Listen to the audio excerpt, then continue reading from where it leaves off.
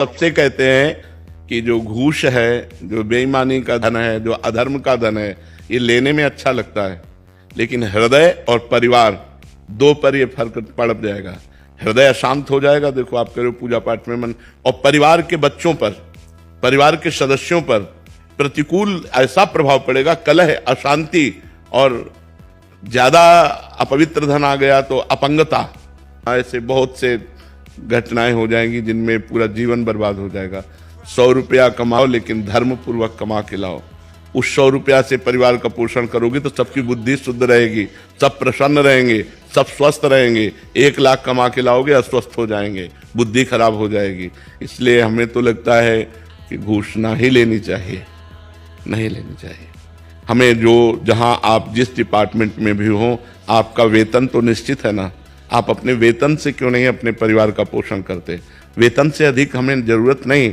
Motorcycle से नहीं चल पाओगे तो साइकिल से तो चल लोगे ना, उससे शरीर स्वस्थ रहेगा।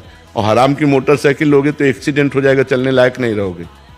समझो, ये अधर्म का पैसा हमको कहीं ना कहीं जाकर के ऐसा भिड़ा देता है जहां हम दुखी हो जाते हैं। बेईमानी अधर्म का नहीं, ईमानदारी का पैसा, वो भले साइकिल से चलो, भले दाल रोटी खाओ, भले साधारण कपड़े पहनो, सुख से रहोगे, शांति से रहोगे। आजकल सब चलता है तो सब नष्ट भी तो हो रहे हैं। उन बातों को देखो ना। बेईमानी से करोड़ों की कार खरीदने में अच्छा लगा, रौब लगी, और जब उसका एक्सीडेंट हुआ, पिस गए तब। और धर्म से साइकिल से चल रहे हो, आराम से पूरा जीवन बीती, तो वो अच्छा कि बेईमानी से वो करके चलते हैं। चाहे हमको जैसी भी परिस्थिति हो, हम दूसरों से होड़ नहीं मिलाएंगे। तो दूसरों को नष्ट होते हुए भी तो देखते हो ना, तो उधर बुद्धि क्यों नहीं लगाते? दूसरे जो नष्ट हो रहे हैं उन पर भी बुद्धि लगाइए ना। कितने ये दुर्घटनाएं भी तो अपने दिमाग में लाओ कि अधर्म का फल दुर्घटना है, विपत्ति है, दुख है, वो कभी भी हमारे ऊपर आ सकता है। हमें एक कदम पर विश्वास नहीं, क्या घटना घटने वाली है विश्वास भला? एक कदम पर हमें विश्वास नहीं। आप आराम से पैदल चले जा रहे हो, वो ठोक दिया आकर के, बैलेंस बिगड़ा उसका, वो आके वो आपको ठोक दिया आकर।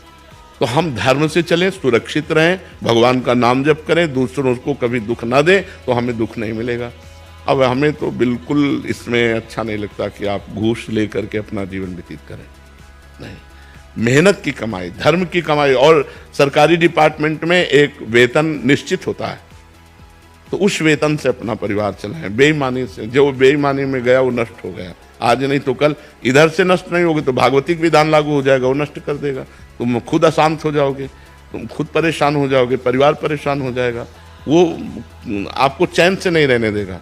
जो धन है ना, इतनी लालसा बढ़ जाएगी कि अधर्म करने में भी आपको सकुच नहीं होगी।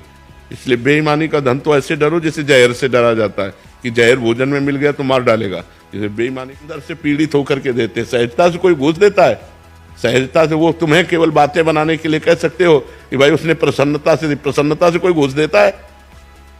काम बनाने के लिए कैसे भी हमारा काम बनना चाहिए, वो अशांत होकर के देता है। घूस प्रसन्नता से कहां दे? प्रसन्नता से कोई घूस देता है?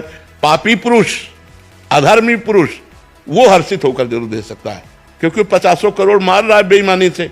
तो वो बेईमानी का धन जब तुम्हारे पास जाएगा तो तुम्हारी बुद्धि को फेल कर देगा, तुम्हारे परिवार को फेल कर देगा। हमारी बातें आज मान लो, नहीं कल दुखी होगे और परिणाम खुद देख लोगे।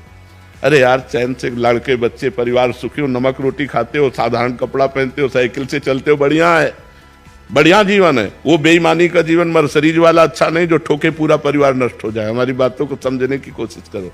तो जहां तक हो सके हम प्रार्थना करेंगे कि आप घूस ना लें।